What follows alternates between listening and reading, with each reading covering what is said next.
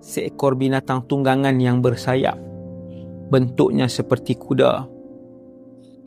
Lebih besar daripada himar, sedikit kecil daripada kuda. Ia dinamakan Buraq, binatang yang tinggal dan berkeliaran di dalam syurga Allah Subhanahu wa ta'ala. Nabi pun naik, dan kata Rasulullah, Buraq itu sangat laju. Sangat laju. Sehingga perjalanan daripada Mekah ke Palestin yang mengambil masa bulan, hanya mengambil masa, kita kata hari ini dalam masa dalam beberapa minit sahaja. Rasulullah sampai ke, wallahu alam, Rasulullah sampai ke Masjidil Aqsa. Apabila sampai di Masjidil Aqsa, Allah mempertemukan Rasulullah sallallahu alaihi wasallam dengan para nabi ataupun para rasul. Ini mukjizat Nabi sallallahu alaihi wasallam.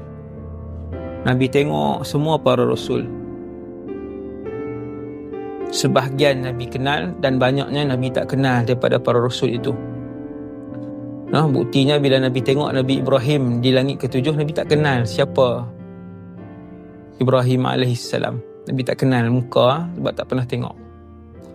Allah memberikan penghormatan kepada Rasulullah lagi, iaitu Nabi mengimamkan solat kepada semua rasul. Tuan-tuan, selalunya yang mengimamkan solat ini adalah orang yang paling alim, yang paling tinggi kedudukan di satu-satu tempat, itulah.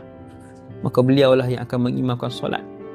Ketika Nabi hidup di Madinah, ada masjid, ada solat berjamaah, solat fardu berjamaah, dan Nabi lah yang menjadi imam tiap kali solat fardu berjamaah 5 waktu tu. Tiap-tiap hari 5 waktu tu semua Nabi jadi imam.